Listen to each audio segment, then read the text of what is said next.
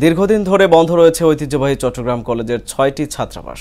২০১৫ সালের ১৬ ডিসেম্বর ছাত্রলীগ ও ছাত্র শিবিরের মধ্যে সংঘর্ষের পর বন্ধ হয়ে যায় ৪টি ছাত্রাবাস ও ২টি ছাত্রীনিবাস। বাড়তি খরচে শিক্ষার্থীরা থাকছেন মেসে।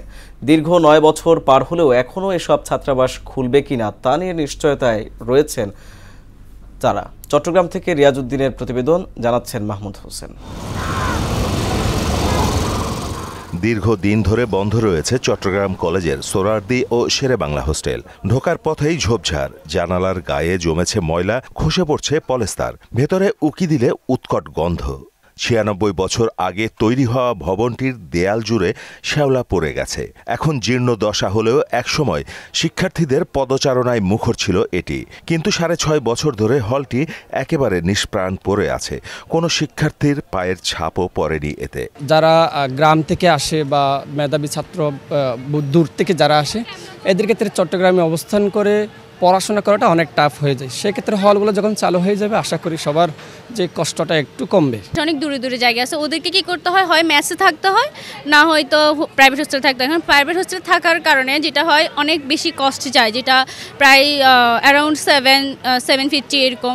তো ওইটার কারণে হচ্ছে কি আমাদের যে নর্মাল স্টুডেন্ট, মধ্যবিত্ত ফ্যামিলির অধিকাংশ, ওদের কাছে ওই খরচটা বহন করাটা সম্ভব হয় না। হল না থাকার কারণে আমরা যারা চট্টগ্রাম কলেজের প্রায় ১৮ থেকে ১৯,০০০ স্টুডেন্ট আছি, স্টুডেন্টদের আসলে আর্থিক যোগানটা সবাই মধ্যবিত্ত পরিবারের অধিকাংশই হওয়াতে আর্থিক যোগানটা কিন্তু খুবই টাফ হয়ে যায়। শুধু শেরেবাংলা ছাত্রাবাস নয়, চট্টগ্রাম কলেজের ছাত্রদের আরও ২টি ছাত্রাবাস ও ২টি ছাত্রী নিবাসের মূল ফটকে এখন তালা ঝুলছে। ক্ষয়ে যাচ্ছে দেয়াল, চৌকি, চেয়ার, টেবিল, পানির কল, শৌচাগার সব নষ্ট হয়ে গেছে অযত্ন আর অবহেলায়। আবাসন সুবিধা থেকে বঞ্চিত হাজারো শিক্ষার্থী। কলেজ সূত্র জানায়, শেরেবাংলা ও সোহরাওয়ার্দী ছাত্রাবাসে আসন রয়েছে ১২০টি করে, মোট ২৪০টি। আব্দুস সবুর ছাত্রাবাসে ১৮০টি।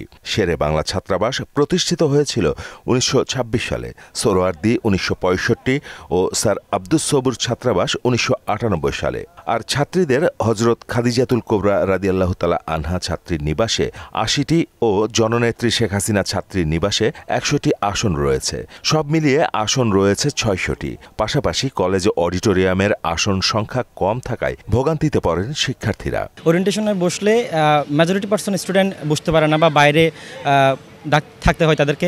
এর আগে বিভিন্ন পলিটিক্যাল সমস্যা ছিল, ওনারা অনেক সিট দখল করে রাখতো, ফলে আমরা বসার সুযোগটা পেতাম না। এখন যারা আসছে তারাও ঠিকভাবে বসার সুযোগটা পায় না। শিক্ষার্থী সংখ্যা হচ্ছে ১২০০-র অধিক।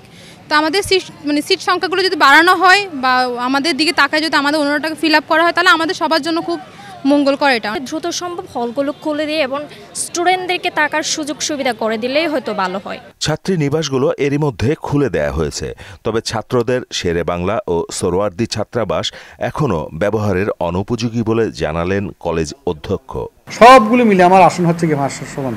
আমি চাই বহুতল ভবন এরকম বড় একটা হবে, যাতে একটা ভবনের মধ্যে আমি ১,০০০ ছাত্রকে রাখতে পারি।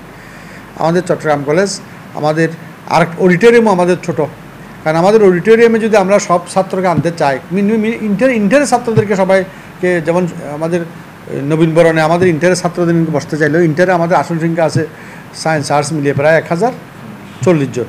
তাহলে আমাদের ১,০৪০ জন ছাত্রকে বসানোর কোনো ব্যবস্থা নেই। ওখানে বড় জোর ৪০০ জন হয় অ্যাকোমোডেশন।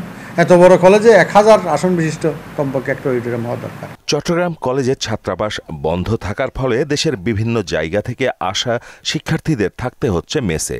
এতে করে খরচ মেটাতে হিমশিম খাচ্ছে পরিবারগুলো। মাহমুদ হোসেন, মোহনা সংবাদ।